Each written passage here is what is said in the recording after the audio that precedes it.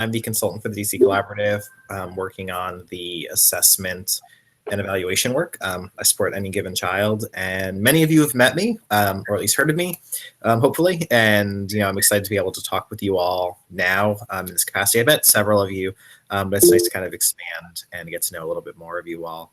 But with that, today we're going to be talking about data in COVID-19 and what does that mean for our arts organizations, and some of the work that the Collaborative's been doing and how you all can support that work. So with that, let's switch over to my presentation. If I can, there we go. Present, oop, nope. Present now. Move to a certain screen.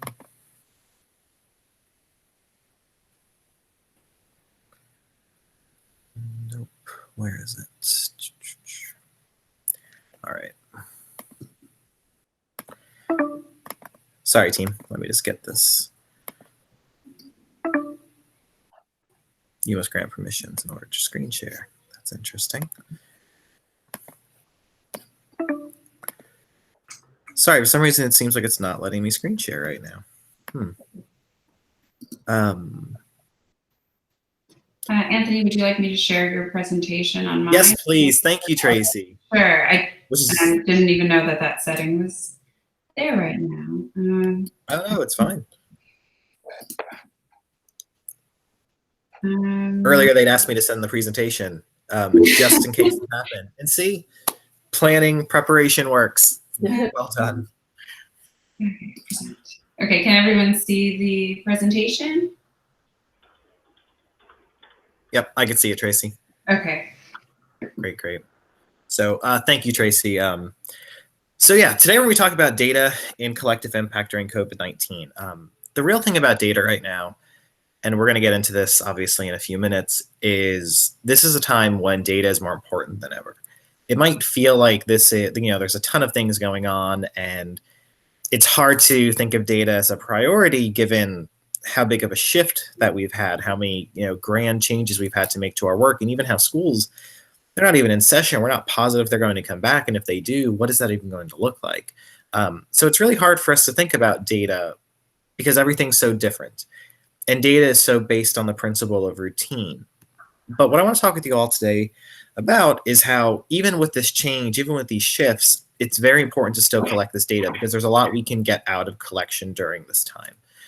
So Tracy, if you'll go to the next slide for us. Thank you. So kind of our big overarching kind of key things for today. Collective impact data allows you to see that we have reach, but we also have reach beyond our own work. So we're going to talk this in the sense of collective impact, but also within our own capacity. For your own organizations, data can do a lot, but as a group, data can obviously do quite a bit more because we're showing that we are working together to address needs. If we don't see what everyone else is doing, there are things that are simply happening in the shadows that we don't even realize are happening. When we can start to identify where those shadows are, where those gaps are, we can really have quite a bit of an impact. A lot of the work with Any Given Child has been really powerful in this realm, and it's really exciting to see how that's progressed. So in the time of COVID-19, the need for data is tremendous. Funding's volatile, we know that, and there's really no indication that this is going to get better anytime soon. We could sit here and say, hey, it's great. We have, we just bear through this for a year, but we don't know it's going to be a year. We don't know it's not going to be 2, 3, 5, as strange as that may sound. And we just don't know what schools are going to look like or grants are going to look like. So we have to prepare for the now. We can't just assume things are going to go back to the normal because that's pretty unlikely. We're also going to talk a little bit today about the collective impact dashboard that I've been working on with the Collaborative. These are draft forms of it. Original drafts were sent out to you all as part of the member mapping survey. We have some updated versions of those so you all can take a look and get a feel for what they look like, which is pretty exciting. And from there, we're going to move on to actually looking at the actual survey, and Wendy's going to take over from there and show you what the survey currently looks like. There's been a lot of changes to it, a lot of very good positive changes to make it more streamlined. So I'm really excited to see what this next wave of data collection looks like. And I'm just going to put a plug in here. And at the end, please complete your survey by July 31st. So if we can go to the next slide, Tracy. Thank you. So first and foremost, this is kind of an introductory kind of concept. And if you've heard me talk before or spoken with me or seen in the presentations I've given, you've probably heard me say this before. Data is really about storytelling. Data is fundamentally a story. And we might like that story, we might not like that story, but it's still a story. And it helps us to think about the work we're doing and to share it. If data is just a number, it doesn't do anything. Data has to have meaning, and we can do that through storytelling.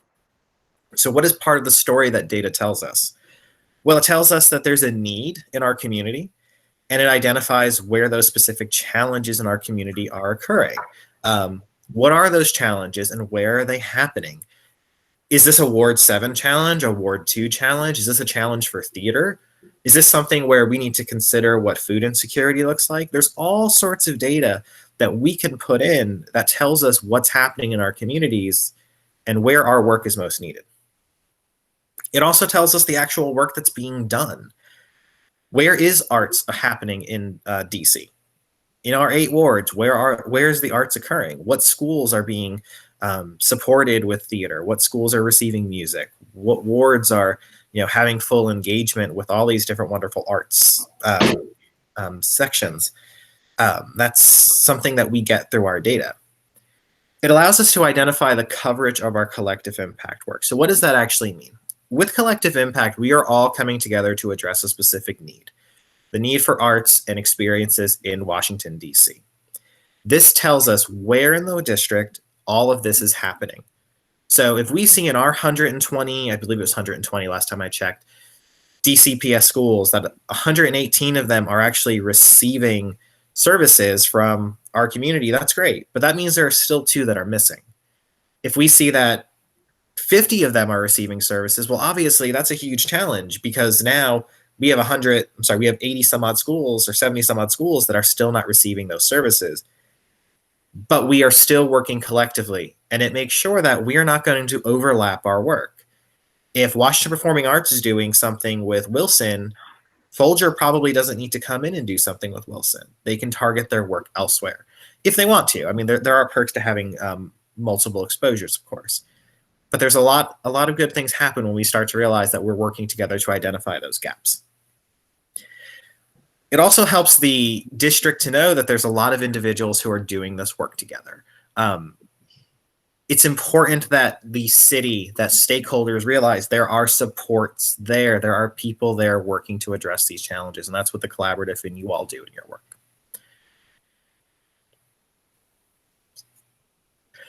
So what can you actually do with collective impact data besides, kind of just, getting an understanding of where it is, what's going on? Well, you can apply for grants. I always bring that up first because sometimes we forget data that comes in a collective impact sense, just because it's not your own individual organization's data, which obviously your data is part of that collective impact data, doesn't necessarily mean that you can't use this. If you are demonstrating that you are fulfilling a grave need that the city has, grave's kind of a hard term there, an important need that the city has, that's important for a grant. They want to see that there's a need. You have to say, it's a very dramatic kind of thing. You have to establish there's a need, and you have to establish why it's so important that you are working towards this need. Why, there are 4 organizations that are working on theater in the district, but at the end of the day, that's not enough. We need more funding. We need more support. It allows us to actually revise our collective impact work. When we see that the data shows us that we are not actually having the coverage, having the impact, having the influence we want to have, we have to look at ourselves and figure out what can we be doing better. There's nothing wrong with collecting data and having that mirror that says we're not doing what we hope to have. What can we do to make it better? And that's kind of where that leads into that next part of the revising our organization. Sorry, I should say our organization's individual work. So we can revise the impact we can, collectively, but we can also take a look at what we are specifically doing to address these needs. If we find that teachers are saying they don't feel that they are receiving enough in-class experience materials, that's something we can work on individually to address. We can also work on it as a collective, but our organizations can take the lead because that's what you all do. That's the wonderful part of collective impact. It's not just about the we, there's also the individual that's here. And then finally, for actual fundraising and policy purposes, it's really powerful when you can go to show a fundraiser, hey, we are the individuals who are working in 3 wards in the city, and this is the work we're doing. We're the only ones who are doing it. Or we're only one of 3 organizations, and even then, we don't have full coverage. Give us more funding. Give us more coverage and support in terms of policy. And data is what drives that. People respond to those numbers.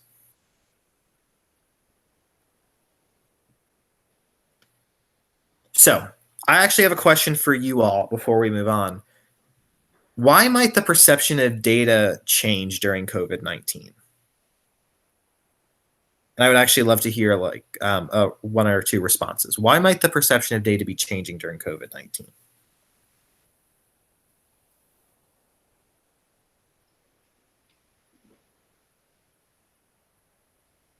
Well, I would say to start with, we are in a very different context.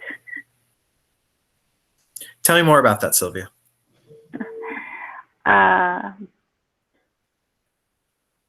We have everything somewhat shifted, and we are not in the norm in a sense that we are not necessarily providing neither the same service, definitely not the same way. And I guess that it's much harder to collect data for all of the obvious reasons. Communication tools, reaching the ability to reach out people.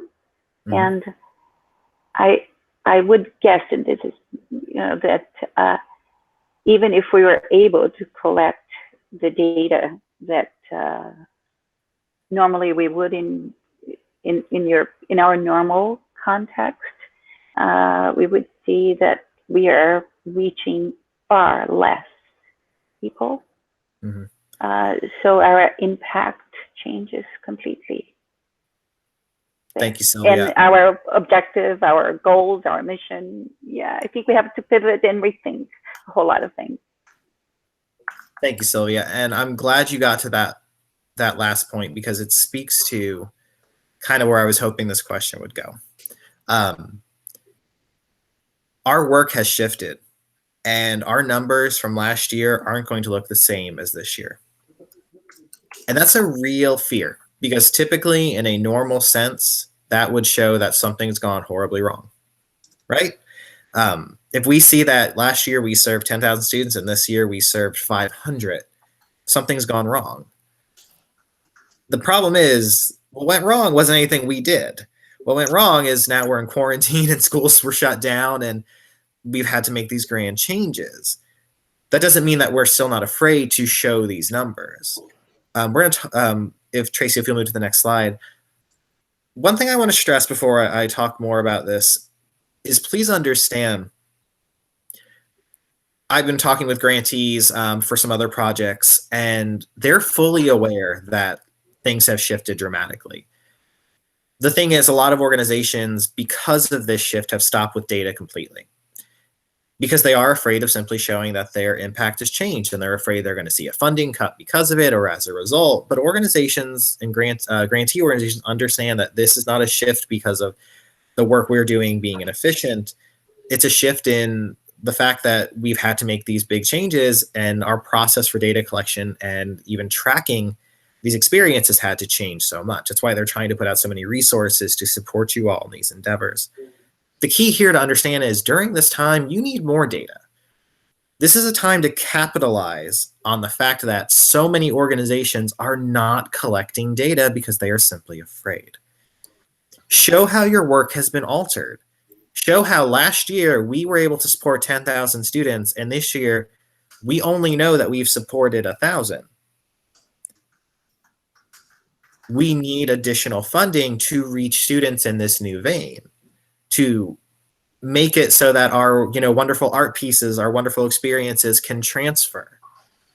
Because you have that. I mean, that's what you all do. You have these experiences. Now we just have to transfer them. Show that there's a need. And it's okay if these numbers look different.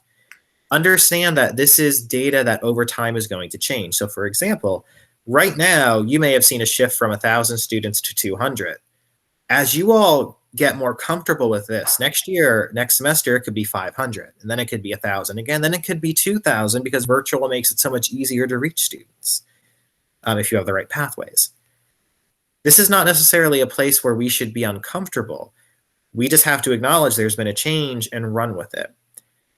You also have to realize there's going to be a need for new types of data. So we have to think about what is that data we're collecting? And, you know, as part of the Any Given Child work, as part of your own work, we can't just rely on touch points because we have no idea how many individuals are specifically viewing a webinar, are viewing, and yeah, we have counts, but how positive are we in those counts? We don't know how many students are specifically engaging with something. So we have to work with teachers and kind of get estimates. Was this an assigned assignment? We have to start tracking how many experiences we're offering virtually. What types of materials are we offering virtually? How many webinars, how many YouTube clips, how many experiences have we put up online? These are all things we've never done before. Maybe a lot of us haven't done before. And sometimes this means we don't collect the things we used to collect. Is it as relevant now to communicate how often we spend in school with students? How many hours do we spend in a classroom? If our schools aren't open, we don't need to collect that. And that, I mean, that sounds kind of obvious, but understand that this is a trade-off. We are losing data because of the shift, but we also need to replace that with new data. And it's okay if we don't get it right the first time. That's part of the wonderfulness of this data is you can request funding to help you get it right. There's a lot of people out there who do this type of work, and the collaborative's here to support you all in doing this type of work. And we really, really want to see what we can do to help you as we make these shifts. So show how our collective impact work as a whole has altered. We need to show as a community that there is a new need, that there is a new series of challenges that needs to be addressed. Think about what's happening with arts in the district. Think about what used to be, I mean, arts for the most part was considered an in-class experience, a one-on-one touch experience for the most part. That is completely shifting. How do you get instruments to students who are sitting at home? That's a real challenge. So we need to show that there is a collective need, that we are addressing this collective need, but we need more support to do it. And that can only happen with data. It's not enough for us to say, hey, there's been a shift. No, we need to show we used to serve students by providing 10,000 hours in classes throughout the district, and now we offer maybe 300 in terms of one-on-one tutoring. But that's something we can do. All right, Tracy, if we go to the next slide. So I'm not going to dig too much into this one, but for the most part, really, during COVID-19, data really has the opportunity to open up gateways for partnerships and increased engagement. Making our data known can be really scary, but it's important for this growth. It allows the community to see that we are still doing work. And you're going to find that by putting it in a virtual capacity, by showing this data, making it known, there are individuals who want to get involved. There are policymakers who, you know, really want to see data and are looking for partners to incentivize relationships with districts. To incentivize the relationships with organizations to address these needs. Policymakers and funders need to have something to do. They need a place to put money. They need a place to focus their efforts. And if we are actually showing that we are doing something, that we are putting work, there's an opportunity to build relationships that weren't there before. Because we're still doing work. We still have accountability measures because that data is an accountability measure. We should show that we are making changes and seeing increases. They're not going to penalize us for having a decrease. Now, if in 3 years and we're still in this situation, they're going to start to question. But if you can say, hey, we have baseline data, and next year you're going to see that your funding, your efforts went to a good cause, they're going to be pretty excited about that in terms of engaging and providing funding. If you go to the next slide, Tracy. So how can data specifically benefit your organization during COVID-19?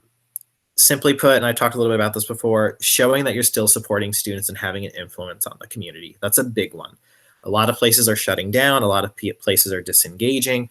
When you have this data, you're actually showing you're still there. You're still doing the work. Fundraising is obviously key. Grants are obviously key. But also it's an opportunity to show the boards, the policymakers, the funders, the people who we're still accountable to, that your work has continued and that you have changed your work. That's a big thing we have to show, is that we've actually addressed and adjusted to these needs. It's not easy, it's not fun, but that is part of what we have to do. And it's going to put you ahead in the long run. At the end of the day, and every crisis is an opportunity for someone, and this is an opportunity for the arts to really make something powerful out of this. It also shows that you're actually using your limited resources well. So if we saw that our funding was cut by 20%, how do we know that we are actually still having the outcomes we want to have? Are we making sure that our funding is going to schools that need additional support? Or are we only going to the same school 5 times that already has additional coverage? Are we showing that we are supporting students in all the wards, or the wards that need additional supports, additional resources? Are we actually serving these underserved communities, or are we going to wards where they have quite a bit of resources still? We can show that we are using our limited resources well, which again shows there's a need for your organization. Beyond that, it's baseline data. This is data that where a lot of other organizations won't have anything to compare themselves to, you all will. During COVID-19, a lot of places have given up this component, and they're basically going to throw their hands up and say, well, whatever, we don't know. And in a year, they're going to realize that was probably not the best choice. We have to have things to compare ourselves to, because as our work has shifted, we have to show that our first year, yeah, it may have been rough, but year 2, we really figured it out with that additional funding from the district or from that grantee. That's going to be pretty powerful when we start to go back and ask for that additional funding again, or those continued partnerships. So Tracy, if you go to the next slide. All right, so I have another question for you all before we actually take a look at some of the dashboards we've been building. How can you use data for collective impact during this crisis? What can your organization do with this type of data?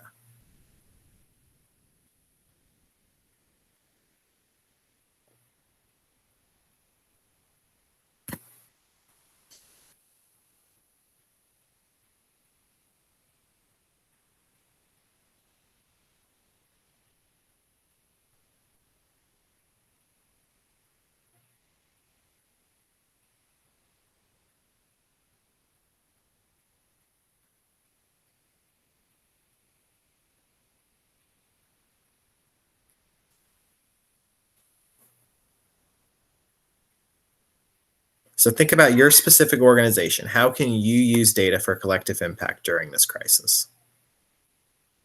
Anthony, Ria has a comment. Using the data as impetus to develop new programming. And Dana also says new programming opportunities. Great.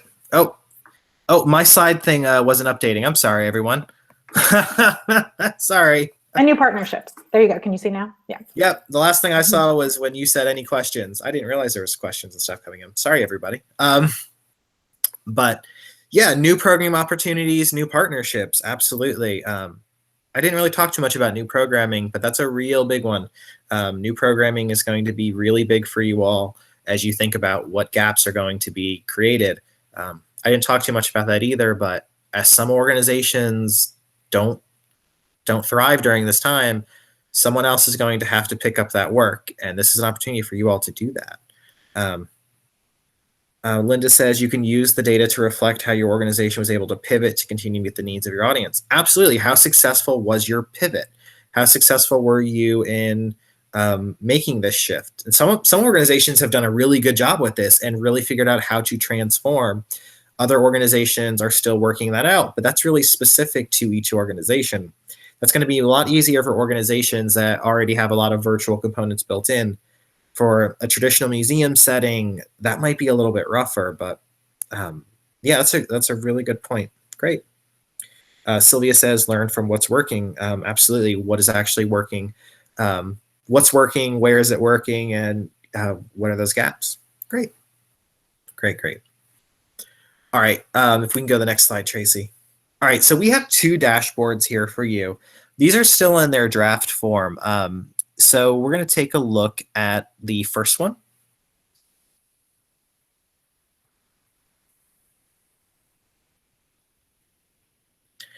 So this is the, and we are always open to feedback for something like this. We're still working on making it as attractive as would be ideal for the arts community to see. My background is in data, not arts, so I always love hearing from actual artists and people in the community, like their thoughts on how to improve something like this. So what is this? Well, this is the collective impact mapping project that actually allows you to examine what work is being done in an organization. This is from the 2017-2018 school year, so we took some of the older data. And as you can see, we right now have Ford's Theater being shown. So as you can see on the left, we've got the wards, the organization you can select through. Tracy, if you just want to click on the organization so they can get a feel for what's in there. So there's a lot of organizations listed here. We have to work with the data that's already there. Ford's has a really good example because they filled out their survey incomplete. So sorry, in space complete, not incomplete. So they did a really good job with that. But you can see the types of programming that they offer, which is field trips and after-school programs, in-school student program, teacher programs. And then if you highlight over the wards, you can actually see what schools they're supporting in each individual ward. So in Ward 8, they're supporting Ballou, Johnson, and Ward 7, it's Beers, Harris, Woodson, Kimball. So we actually get to see what those schools are, which is really, really neat. We can actually see the number of students they're supporting, 354 students in 9th to 12th grade. In 6th to 8th, it's 900. There's a lot of just interesting data here that could be really quite engaging to an audience. It tells you the resources they're providing, which are blogs, study guides. Let's see. I think I'm a few seconds behind you, Tracy. Video, websites for students, worksheets. There's all sorts of kind of fun stuff in there, and you can switch between and click through different organizations and see what different organizations are doing. We all have peer organizations that we work with and we compare ourselves to. And when you start to see that, okay, well, here's where Ford's doing their work, then I'm not sure if Washington Performing Arts is technically a peer. Where is Washington Performing Arts having their work? Where is Adventure Theater having their work? Are we overlapping in our work? Or is there a gap that we really can address? So we see that, let's see, what is this? Adventure Theater isn't providing, oh, is that Ward 4 in the middle? Yeah, I think that's Ward, or is that, no, that's Ward 1. So yeah, we're seeing the different wards they're supporting. Now, that doesn't mean that they're not doing additional work, but these were the schools that they identified. That's one of the reasons why we wanted to show you this today. And they didn't identify specific school, a specific number of students they supported. So for theirs, it's blank. We obviously know they supported students, but we don't have data on that, so we can't represent it. It's really important that when you're filling this out to make sure you take that time, because the more data you provide with us, the better a narrative we can tell with regards to what your organization is doing. All right, Tracy, can we switch over now to the other one? And then we'll take some questions about these dashboards. All right, so here's the other dashboard that we've been working on. There's a third one that's in process. I don't think I'll be able to show you today since I can't share my screen. But this is the actual map of all the organizations in the city and where they are doing and where they're located and a little bit more about them. So here we have Live It, Learn It. And their primary discipline is a historic site visit. They offer interdisciplinary literary visual arts. They serve 2,100 students. They've got a budget between 500,000 to $1 million. Estimate of percent of budget committed to the arts ed is 11 to 22%. Field trip funding up to 25%. We have their mission. We've got their website located there. We were not collecting DEI statements in 2017, 2018. But it's something that is really important, obviously, right now, as we want to make sure that we show our organizations are diverse and inclusive. And that's very, very important right now. So we want to make sure that you all are aware that that's something we are going to be putting into our next dashboard with the data we're currently collecting, but we don't have it, obviously, for the past. And you can click around and see the different things that are going on in the district. one of the big changes we're planning to make is we're going to color code these specific locations to their primary discipline. So all the ones who say they're visual arts, they'll probably be yellow or something like that, and theater will be green, or we'll switch it up. So again, these are in process. Any feedback, any thoughts, we're certainly open to, and anything else you think might be useful to build into here. We can build a lot of stuff in here, particularly if it cuts across all the organizations. So for example, your mission statements in your websites. We can build in images, logos, all sorts of different things. That might be a little bit more work, so I might have to wait till the next go around, but there's all sorts of things we can do with this. But beyond that, this is an opportunity for you all to get a feel of where our organization's located. And as you can see, we don't have, I don't believe we have any organizations that are, I don't believe any in Ward 8 that are represented on this map. I could be wrong, depending on where that cut is. I think Ward 7. Ward 7 has, wait, is that Ward 7 on the right corner, or is that Ward 8? I forget. Ward 8 has 3 organizations, I think. It's Ward 7, okay. Ward Thank 7. you, Tracy. Mm-hmm. Sorry, everybody. But Ward 7 doesn't have any represented, so that means, as the collaborative, that's something that we can prioritize. And when we think about collective impact, again, that's something we can prioritize, making sure that we have Ward 7 represented here, because we know there are organizations down there doing work. In terms of individual teaching artists, that data is not represented here, but that is something we're working to make sure is put into another dashboard where we talk about the overall collective impact of teaching artists and of the organizations as a whole. Those are the things I've been working on because I can't share right now. I'm not able to show you at the moment, but yeah, so those are the dashboards. Any initial thoughts, any initial feedback that you'd like to provide before we move on, talk about how you can use these?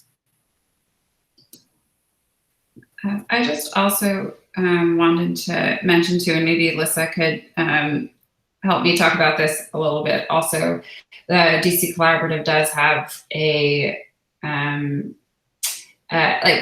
big ask out to help to further visualize and analyze our data. This is something that will act as a solution until we get more broad funding and support for it. Anthony, you've done a really good job in making this, so thank you. Yeah, I don't know if Alyssa has anything to add with the city council stuff. No, unless anyone has questions, we can talk about that toward the end of the session today. But there is some very promising news that there may be some funds that are made available through public education next year to for us to apply to build a larger data visualization platform that speaks to identifying all of the opportunity gaps, both during school hours and after school hours. And many of you who work on after school programs are already familiar with the Out of School Time Office's Learn24 platform. So our vision for our entire community is for us to have an easy place for all of this data to be aggregated for during school hours and connecting to that Learn24 platform. So this is a great first step. And thanks to the National Endowment for the Arts and our collective impact grant for this year, we're able to do this mapping as Anthony is sharing today. But everyone keep fingers crossed that we will have an opportunity, a local government investment in data for school hour learning in arts and humanities. That's really significant. So more to come soon. Great. I want to respond to Cynthia's comment over here, which is fantastic. If you haven't seen it, it says, one thing I wonder about, if the data ends up showing that many organizations serve the same schools, what kind of questions could be asked to help us answer why this happens? My suspicion is proactive teachers who seek out opportunities, but that's not based on any kind of evidence. Thoughts on the questions that could be asked or some other way to uncover this information? That's actually really powerful, Cynthia. So thank you for putting that out there. That's where the collective impact component of this comes in. And that's where something like Any Given Child or the collaborative can be a real help, because that's where we can start to investigate that type of a question. I think Any Given Child is actually perfectly suited for something like that. To say, reach out to these schools where we're not seeing that coverage and ask, have you been asking for supports? what can we do to help break down those barriers? I don't think any organization is going to be upset or any school is going to be upset that they have multiple touch points. And I think, we are all happy to support in that way. The real question is why are we not reaching the other ones? And if this is a proactive teacher thing, what are those barriers that we can break down? That's where, we can do some investigative work, but that's a really good hypothesis that's worth investigating. Yeah, and Lissa and I just had a meeting with Mary Lambert yesterday who talked about the school will also be pulling mapping data. We're working to make that public. But the school will be pulling mapping data and completing an attitudinal survey. And that addresses barriers and the 17-18 data from the schools, which we were not allowed to completely make public. That did address some of the barriers as well. So we're working with DCPS to get a data sharing MOA in place too. Great. All right. So with that, let's switch back to the presentation, and we'll turn over to Wendy in a couple minutes. Thank you, Tracy.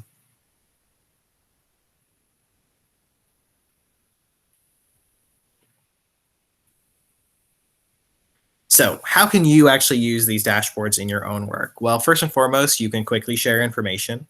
If you'll go back. If you'll go back a couple, Tracy. And one more. So how can you use the collective impact dashboards? Well, too far. You can quickly share information about your organization and its work. You can quickly let people know this is where you're working, and this is the number of students you're reaching. People respond to visualizations. We know that in the arts. That's really powerful, and it's something that we can easily put into a report. It's something we can easily even put on our own websites if we want. You can compare that to the work of your other organizations. You can identify where your organization is most needed in terms of wards and schools. So we can actually start to pinpoint through where are those wards, where are the schools where we're not quite having the coverage we want. And as we talked about before, develop those new goals and programming. If we're seeing we're not having the coverage we want, we actually can start to talk about new program and new coverage.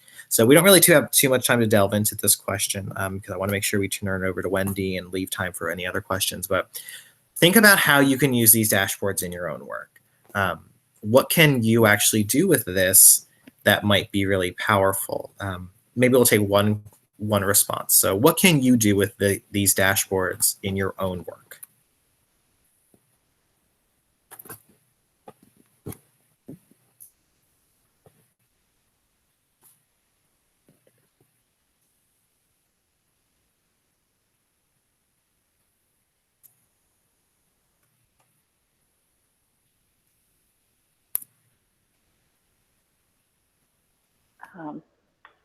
I'll say it again. One thing, it would be seize opportunities. That would just provide us a knowledge of where, actually in some ways following what Cynthia's question was. So if we see that data, then we can seize the opportunity to go on and maybe seek some funding to cover an area where it's not being offered. Exactly. Absolutely. We can start to see where those school supports are, where they're not, where they aren't, and seize those opportunities. And there's all sorts of really interesting questions that can really come out of engaging with these. I know we only kind of gave you a quick show of them, but all sorts of really strong possibilities. So thank you, Sylvia. All right, if we'll go to the next slide, Tracy. Oh, just to add, Linda has a great comment that she just put in the chat. Oh, there we go. Mm-hmm. So the museum can use the dashboards as a tool in reporting their boards to demonstrate impact. Absolutely. And honestly, that's kind of something we would really love for you all to do with this. Where are you having your impact? You know, I don't think we can always talk about, you know, actually embedding part of this into your own website if you'd like to have that, you know, taking screenshots or whatever you need. But yeah, you can actually use it to show the impact you're having, whether, you know, where's your work being done? That's great.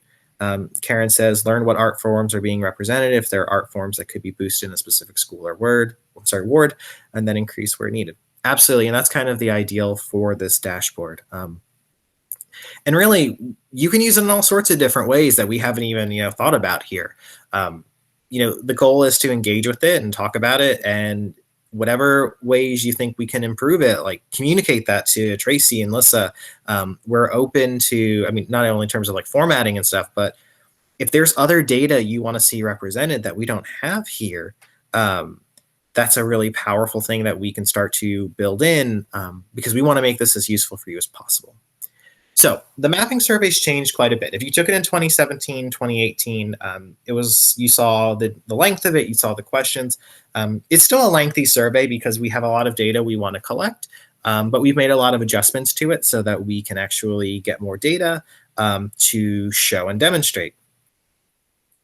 Wendy wrote that. I think visualization helps demonstrate data easily and clearly. It's useful to learn from what other organizations are doing. Absolutely. Data is a way to communicate to people very quickly in a short amount of time what's happening. And it shows what an organization is actually doing and how does it compare to those peers. Great, thank you, Wendy. So in terms of the survey that's out right now, we have simplified questions to reduce the amount of work needed. So you're going to see that it's changed in terms of length. It's not as long as it used to be. The questions are slightly different to make it a little bit easier and quicker to respond to. We took a good hard look at it to think about what we can do to improve this process. And I think it's a much more direct survey that won't take as much time to complete, and gives us a lot of really strong data that we can present going forth. One of the challenges with using data like this is this data was meant for reporting purposes. So we're using it for a different type of purpose. When we think about data for visualization intents, we have to kind of change things. So what we can do next time we build this dashboard is going to be greatly different than what we have here because we have thought about what it means for visualization and mapping. So there's a lot of really cool things that we can do, but we can only do it if you take your survey. So please remember to complete your survey by July 31st. And with that, I'm actually going to turn it over to Wendy and let her talk a little bit about the survey going forth. So thank you all. Hi, everybody. So we have a little bit of time left, and I just attached the link to the survey here in the chat. And I will actually share my screen right now, if I can get it to work for some time. Here, window contact. Okay, let's see if this is working. Okay, please let me know if this is working. Do you guys see the survey right now? We do. Yeah. Okay, great. So instead of just going through the entire survey, now that you guys also have the link, it would be great if everyone can just look at the survey and ask any questions you might have about any specific questions. I wanted to mention too that we have a few teaching artists on the call today, and last year it was really hard to get teaching artists data, and you are important too. Your voice is important in planning for arts and humanities education in DC. So I really hope that you will fill out the survey, and I'll definitely be doing separate messaging to teaching artists as well. So, but thank you for joining us today. Yeah, so does anybody have any questions regarding these, the survey questions? I know some people, I think somebody was asking which budget we are asking about specifically.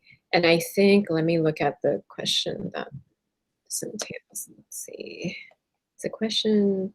Yeah, so this, indicate your earned revenue streams. And Tracy, if I'm correct, this is the budget that we want from pre-COVID, correct? Yeah, so the 1920 school year, we asked for the organization's budget, the education budget, earned revenue streams, and then we also asked the loss due to COVID in a different question. Right. In order to show what the community would have invested in arts and humanities education for the 1920 school year, we'd like the budget pre-COVID. Yeah, so question 18 is, how much revenue has your organization lost due to COVID-19? So that is important data too, because as what Anthony was saying, all of this data will help tell a story here, and it will help you gain more opportunities during this process. And one of the questions that came up over this last week was, I think maybe it was Cynthia that was asking if this survey could be done by you and then saved and be finished by somebody else in your organization. I think what we will be as accommodating as possible if you want to finish part of it and then submit it, and then have somebody else in your organization also do the same thing, and then we will put the answers together. Or the easiest way for anybody is to collect all the data that you need first prior to starting the survey. And this is actually at the beginning of the survey, there's a list of information that you can prepare ahead of time, so that it'll save everybody time while doing this. And it's also on our website too. I can share that with you at the end of the survey. But if anybody has any other questions, please let us know. Okay, so I can't go on to the next page without. Does anybody have any questions right now so far? Yeah, and this survey, again, is for any organization or individual teaching artist that has offered programming pre-K through 12 or professional development in the 1920 school year. So that's the scope of what we're collecting.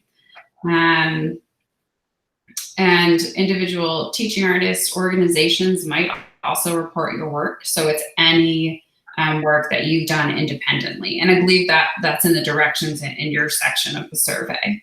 Mm-hmm. So the instructions are here on our website, as well as at the beginning of the survey. If you are able to collect all of this information here prior to starting, then it's going to save you a lot of time.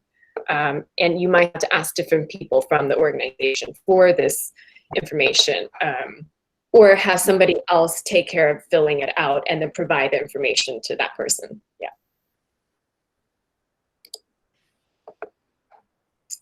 Okay, and that's it from me if no one has other questions. Do you guys have any feedback on how the dashboards are looking? It is still a draft. So do you, I mean, you don't have the old survey in front of you about what data we could show, but if you have any feedback for that now, that would be great. And also, I just wanted to plug, Anthony is the chair of the Assessment and Evaluation Committee, and most of their work this year will be focusing on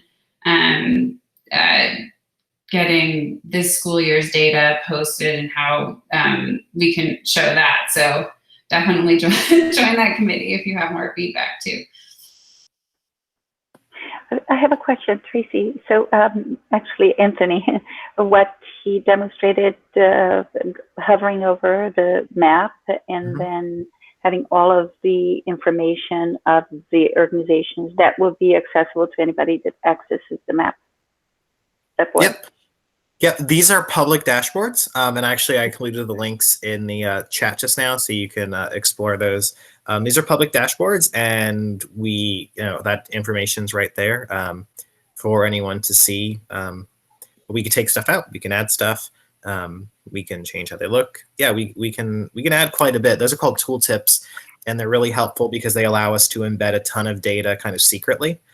So you don't have to have it all visually displayed. You could just kind of click through and, you only get what you need at that time. But if there's something else that would be useful, please, let us know. Yeah.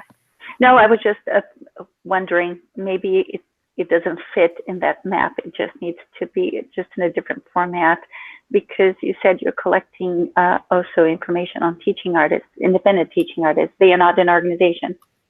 Mm-hmm. So I was just wondering how would that fit into that map.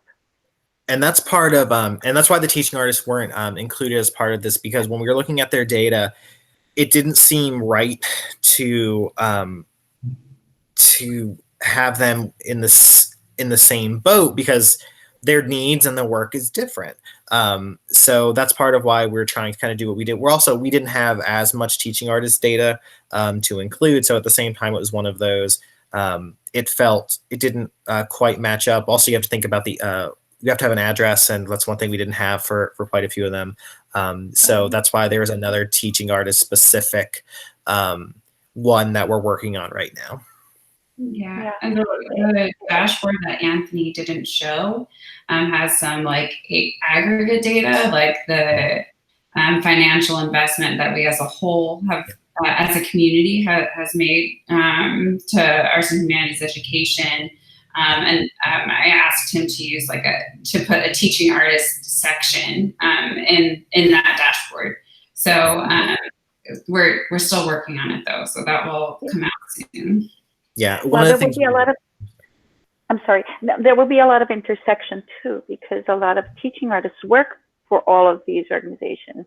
Yeah. So, yeah, another layer. Yep. I was just thinking out loud. Thank you. Yeah. And that's one of the things, like the teaching artist data is actually really important, because it's a really important part of this story, particularly in the sense of COVID, where the challenges are just as real. And in a lot of ways, they're elevated, since so much teaching artist work is within a specific school context. So that's one of the reasons why we were talking so much about sharing the survey and making sure that it's filled out. I would love for us to have like really extensive teaching artist data, so we can do really cool things with making specific dashboards just showing the teaching artist work in the district, because that's really powerful. And then overlaying where we can.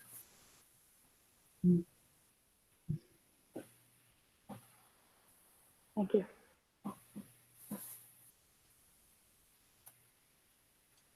Does anybody have any other questions? So we will send out another email with the webinar, the recorded webinar, and useful links. Tracy, is there anything else we should go over? No, I think we covered all of it. Yeah, if you have feedback, please let us know. But yeah, thank you for joining us. Thank you all. Okay, bye. Thanks, Anthony. Bye. Thank you, Anthony. Thank you, collaborators. Tracy, Lisa, and Wendy. Thank you. Thank you. You get my survey before the 31st. Thanks. Bye.